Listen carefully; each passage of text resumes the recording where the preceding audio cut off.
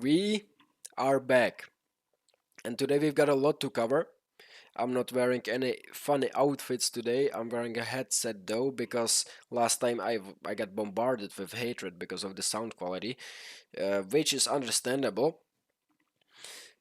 But besides that, I have prepared something that I would like to share because I see so many coaches, so many experts who sell knowledge online still do their webinar funnels really wrong.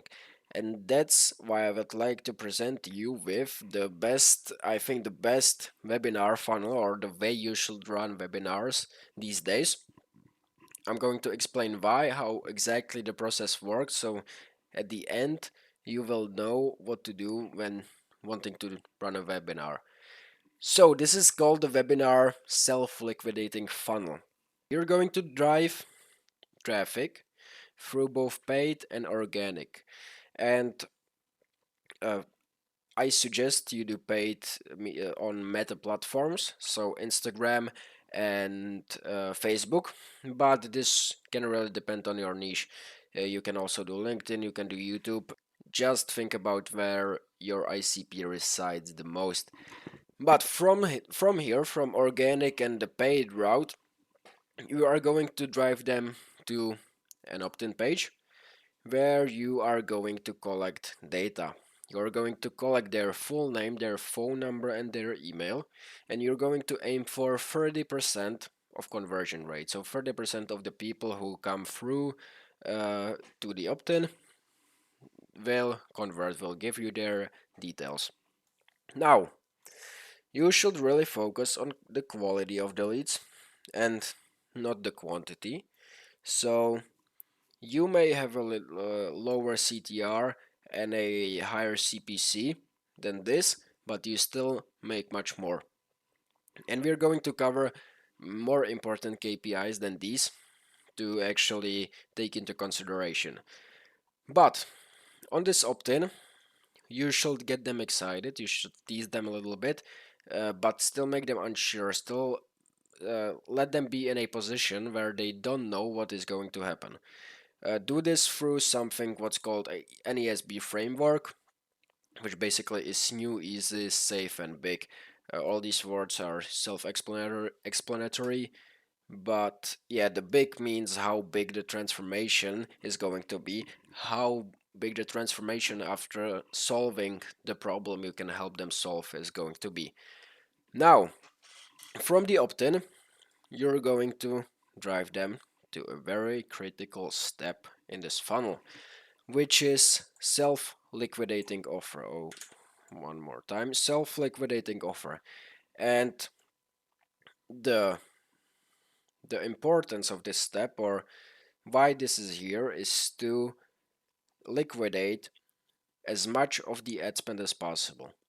So you want to basically get some of your money back or all your money back from the ads while still having traffic to go through the webinar, to go through the funnel to the webinar. Because if you will just be driving traffic straight to the webinar, you would you wouldn't have instant results at all, because actually getting profits from a webinar might take months. It's not as fast as driving them to a one-time payment for some bundle of things which are priced between $20 to $70. So very, very low ticket product. But frame this in a way that uh, people who buy this are more likely to have the transformation they desire from the webinar, or they are more likely to implement the knowledge from the webinar, or they implement it better or faster. Okay, frame this in a way so it sounds to the lead like something that could make their transformation easier, faster, or bigger. Now from here, you're going to drive them to a downsell. So basically you're going to, because some of the people didn't buy this offer, probably like 85% of the people who came there, to this page from the opt-in. So you are going to downsell them, and this will be the same product for let's say half of the price or a little more, like 60% of the price. But you can also do, because this is a bundle, okay, I maybe forgot to mention that you should be selling some kind of bundle here, but that isn't really that important. But if it is a bundle, in the downsell you can just sell part of the bundle for a lower price. But I suggest you to sell the same product but for a lower price. So let's say that you're saying this selling this offer here for 70. Some people didn't buy it, they go to this step, and you offer them one-time offer for, let's say, $40, the same package, the same bundle. Now you 10 to 30% are going to buy, and after that you are going to send them to a thank you page. Now a lot of people get this wrong because they think that in between the webinar and the thank you page nothing really has to happen. The people will just watch the thank you page video, they will read the thank you page through, and then they will show up at the webinar in like I don't know, 2 weeks or 1 week or 2 days. Easy, right? But it isn't that easy because people actually didn't show up, they don't convert at the webinar. So that's why this is really essential here. These are automations that you must run the leads through before the webinar itself. So firstly, we will start with email. You're basically going to send them webinar confirmation and then reminders at like about the time at which the webinar is going to start. You're going to do the same with SMS, but less frequently. And also you can frame them somehow or nurture them with some of your content, with some of your documents, YouTube videos, and so on. But you should also do this in a Telegram or a WhatsApp group, because on this thank you page you want to invite them to a Telegram or a WhatsApp group, because this creates a sense of community, of course. But also I see I have a mistake here, so I will just underline it so everyone can see it. But you can pre-frame them here with more content, with testimonials, and also you're going to send voice drops. So guys, I'm excited for the webinar today. I have a lot of value to show you, to offer, and so on and so on. You're going to make it more authentic and more personal. And from there, the webinar itself is going to happen. Now, keep in mind that you just built a huge list of phone numbers, emails, and names, and also a group at Telegram and WhatsApp. And you can leverage that, and you should leverage it later. Now, on the webinar, you should have a hook, and that's how you basically grab attention. And of course you should have done your market research, you should know your ICP deeply before running any webinar, but I believe that you know this information. And so make sure the hook speaks directly to the audience. Now step 2, pain. You're going to push on the pain, you're going to emphasize with the audience's struggle and validate their feelings. You're also going to highlight the consequences of not solving the pain, so staying the same. In step 3, you're going to tease them a little, you're going to create curiosity without giving too much away. In step 4, you're basically going to excite them, so uh, you can maybe show testimonials or tell your story, how your life changed after solving the specific problem. Step 5, you're going to position yourself, so highlight your unique credibility or methodology or the unique mechanism, and most importantly, make your offer the ultimate solution, or at least seem like it. Step 6, paradigm. explain the audience's current paradigm and introduce a better one, which is your solution, and be sure to shift their thinking here, understandably. Now, step 7, mechanisms. So, you're going to break down the unique mechanisms or components of your solution, showing why it works. The key thing here is unique. This make it seem unique somehow, if it really isn't unique. But put a lot of thought into this, okay? Into the uniqueness of your mechanism. This means basically the vehicle which is going to get them from point A to point B. Step 8 is commitment, so you're going to basically tell them what you're asking for here, what their commitment should be and what it should look like. And then you're going to transition to the offers. So now that you understand how this works, let me show you how you can get these results too. And step 10 is offer itself. So ensure the offer is value packed and clearly communicates what the audience will gain. And then after after telling them the perceived value, I don't even know if this is how you spell perceived, but perceived value, okay?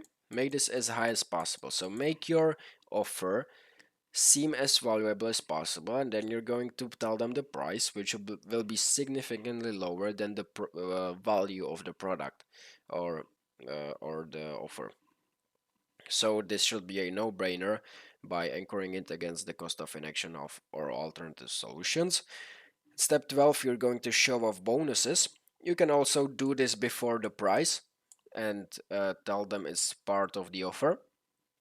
And step 13, you're going to uh, reduce objections with a strong guarantee. So you're going to reverse risk, something called risk reversal. And step 14, you're going to add scarcity, so limited spots left, or you know what I'm talking about. Now, if you did things right, you are going to have 30% show up rate, and on the webinar, you're going to have 10 to 15% closing rate. So 10 to 15% of the people who showed up are going to convert and buy your product or buy your coaching, buy your service or your software. You know what I mean. So you're going to grab a lot of cash, you're going to have full pockets of cash, but you must not end here because the riches are in a different place right now. You see 30% of people showed up, so that means that 70 of them didn't. And we will track this in the funnel, who did or who did not show up, and who did buy and who did not buy. And we're going to follow up with them. So we are going to create did not buy and did not attend automations. So we're going to create automations, sequences of email, SMS, and we can also retarget them with ads. And so yeah, this will be basically basic sequences trying to nurture them more and get them to buy the product.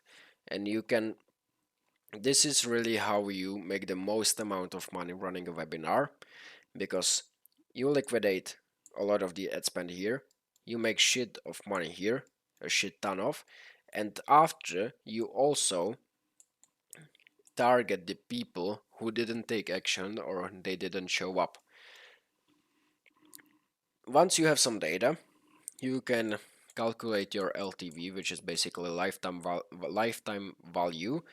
And what this is how much on average is one client paying you for the lifetime of basically having them. So if you run a service-based service and you sell your services for $1 a month and you have a client that stays with you for 6 months, their LTV is $6.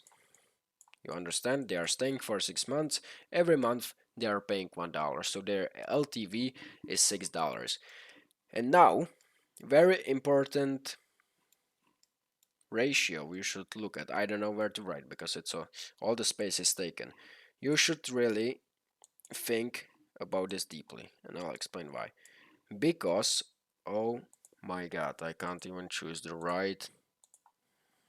Maybe let's make this in pink or magenta if any girls are watching, so I won't get bombarded with hatred once again.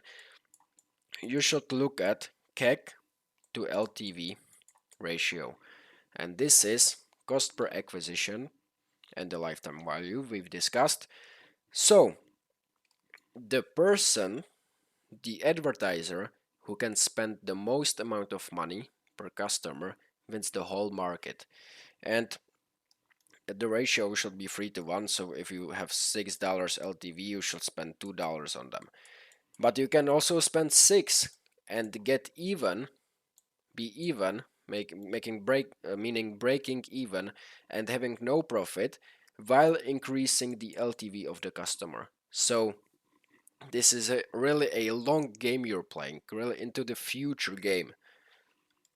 And that's how you're going to win the market, basically, spending the most to acquire the customer. So guys, we've discussed what I wanted to discuss. I hope I didn't forget anything, I always do. So I'll let you know maybe in the comments or somewhere. But if you want to work with me to scale your coaching business, contact me down below, either on Instagram or you can book a call and we can discuss the position you're at with your coaching or consulting business, or basically if you're anyone who sells knowledge online. I will only get paid when you get paid because I work on a rev share, so I take a piece of the pie I bring to you. So think about it, and if this sounds appealing, you can book a call or send me a DM. Bye.